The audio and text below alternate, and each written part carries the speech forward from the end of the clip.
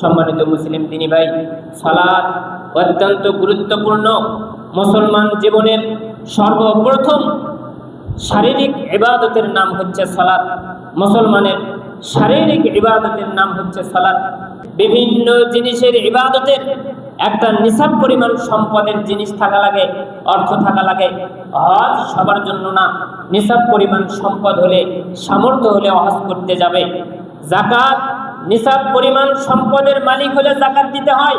সিয়াম সেটাও শক্তির ব্যাপার, শক্তি আছে সিয়াম আছে, শক্তি নেই অন্য একজনকে দিয়ে করে নেবেন। কিন্তু সালাত যতক্ষণ শক্তি আছে ততক্ষণ নিজেই করবেন। নিজে করার শক্তি নেই, সালাতই নেই। নিজে করার শক্তি নেই, সালাতই নেই। নিজে করার হুঁশ নেই, সালাতই নেই। নিজে করার জ্ঞান নেই, সালাতই নেই। আরেকজনকে করে নেওয়ার কোনো সুযোগ নেই।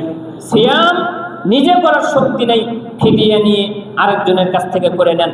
সিয়াম আজকে করেননি, 2 দিন পর শক্তি আছে, 2 দিন পর করেন, সমস্যা নেই।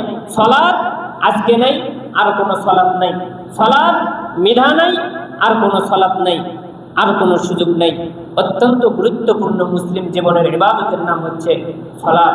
সুতরাং যেই কাজ করেন, যেই পাপের সাথে লিপ্ত থাকেন, যেই কাজের সাথে লিপ্ত থাকেন, সালাতকে আগে প্রাধান্য দেন, সালাতকে আগে ধরেন।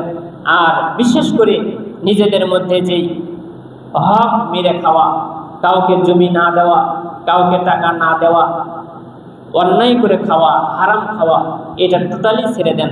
একটা সময় আপনি মনে করবেন, একটা সময় মনে করবেন পুরো পৃথিবী দিয়ে যে সন্তানের জন্য আপনি কাজ করতেছেন, আপনার মনে হবে যে পৃথিবী দিয়ে হলেও যদি আমি সন্তানটাকে পেতাম, আপনি আর পাবেন না, ওই সুযোগটা থাকবে না। অযথা অন্যায়ভাবে হারাম ভক্ষণ করিয়েন না, ছেড়ে দেন। অভাব অনটনের মধ্যে থাকেন, আল্লাহকে রাজি করেন, আল্লাহকে খুশি রাখেন। দুনিয়াতে কোনো কষ্ট নেই। 60 বছর, 20 বছর, 10 বছর জিন্দিগির জন্য অনন্তকাল জান্নাত, যে জায়গাতে কোনো সময় নেই, বয়স নেই। যা চাইবেন তাই পাইবেন, যা চাইবেন তাই পাইবেন। কোনো মরার কোনো সুযোগ নাই। সেই অনন্তকালের জন্য প্রস্তুতি গ্রহণ করেন।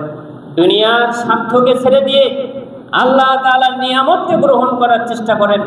হয়তো বা কষ্ট হবে, কিয়ামতের দিনে ঠকবেন না ইনশাআল্লাহ। আল্লাহ সুবহানাহু ওয়া তাআলা আমাদেরকে তার দ্বীনের জন্য কবুল করে নিক। আল্লাহুম্মা আমিন।